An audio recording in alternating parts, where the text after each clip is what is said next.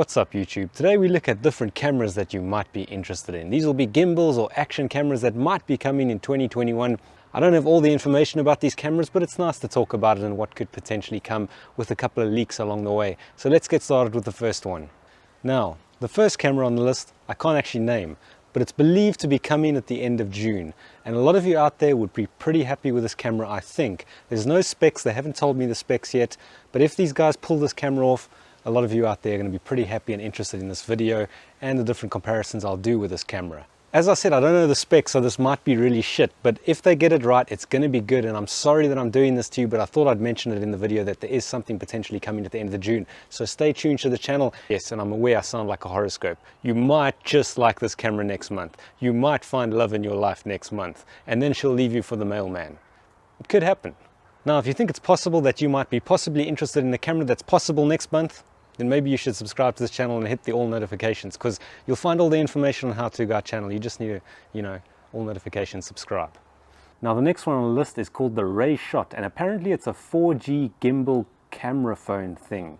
I'm not sure what this thing is, but I've put some little images on the screen, and so this is the pocket-sized Rayshot 4G gimbal camera. It looks nice, but I'm not sure if the specs actually match the good looks.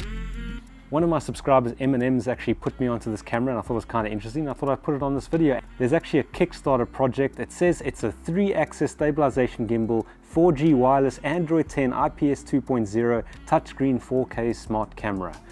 Now that's a mouthful, but we need to look at the actual specs, and they actually mention that this is in comparison to the DJI Pocket 2, but if you actually look at the DJI Pocket 2 sensor, the one they've listed there is 1/2.3, which is actually the DJI Pocket 1.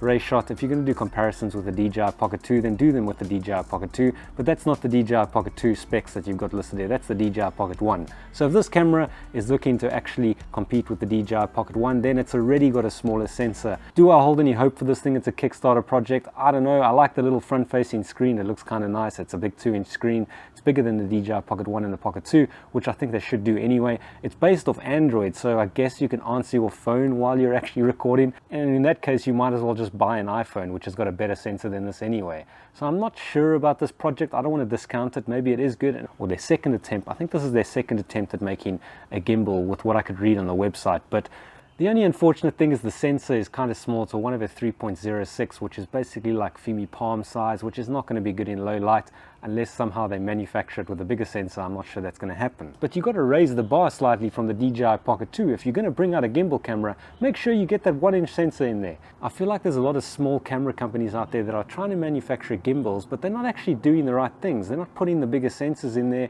So you're just getting the standard cell phone, old cell phone. I'm talking like Alcatel back in the day where it had the 1/3.6 sensor, which is just not good enough these days. The next camera on the list is the Osmo Action 2. Now on February 3rd, a leaker called Asita LV actually said Osmo Action 2 is on its way.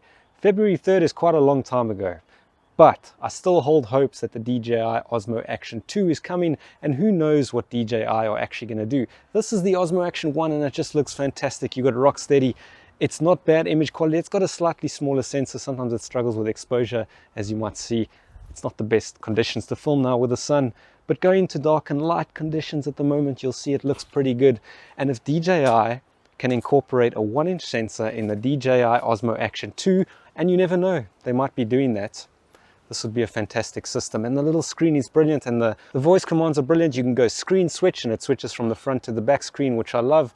And the Osmo Action 2 is just versatile, very wide. I don't know, I think this is a 16mm lens, which is really nice for showing the background in your videos.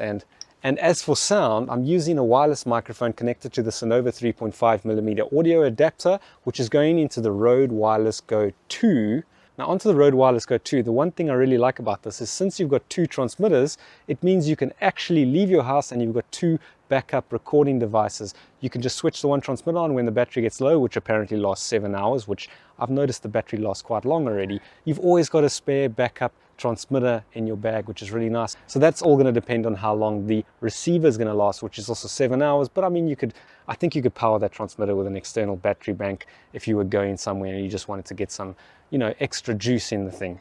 Let's just go back to the guy that's got the Twitter account. His name is Osita LV. He does leaks. Apparently he's got an insider in DJI, and many of the things that he said on his Twitter feed have come true. He talks about the Air 2S, the Mavic 2, and different things that come out along the time. He releases really random lines of information that you go, oh, okay, so that's coming out in 2 weeks, he says, and usually, like most of the time, he's right. And I mean, I don't really care if the rumor's wrong. I enjoy rumors, and I like to hear about different things that potentially could be coming. Another tweet he released was like, Osmo Action needs to come now, or something like that. I can't remember what he said, but that's Osita LV, and he's got an insider in DJI. He says the Osmo Action 2 is coming. Who knows what DJI have got planned? Maybe it's that 1-inch sensor, maybe, you know, better features, and you don't know what they're going to do. But I do love this Osmo Action. It's just super stable. You can notice when I'm walking now, you can talk to the camera using this RODE Wireless GO system, and the sound is excellent. Doesn't matter how far you are away, it just works. It works well. The do-it-all handle 3.5mm audio jack going into the RODE Wireless GO 2, and you've got some good controls on this RODE Wireless GO 2. So that's the setup, and the DJI Pocket 2. I kind of like the setup. DJI Osmo Pocket 2 looks good. I actually have to re-record this. Okay, dangerous bird behind me. Do you see him over there? That bird will peck your eyes out. So the DJI Pocket 3, there are no rumors about that particular camera, or are there? Is that the actual camera that's coming out at the end of next June? I can't say. I'll be shot if I say anything. Assassination attempt. But DJI have just released the Air 2S, which has a 1-inch sensor. It's 10-bit, I think it's a 5.4K sensor. It's got good digital zoom. They could easily do this on the DJI Pocket 3, Pocket Pro, whatever they want to call it. I mean, who knows? Will this thing come in 2021? Who knows? They have the resources, they have the capabilities, they have the engineers to do it. They're just super lazy, you know? I don't know what's wrong with them. They just don't want to actually release the camera that we need to see and we need to use. And I'm sure they'd sell tons of them. They'd sell at least 100 of those cameras, mostly to my subscribers.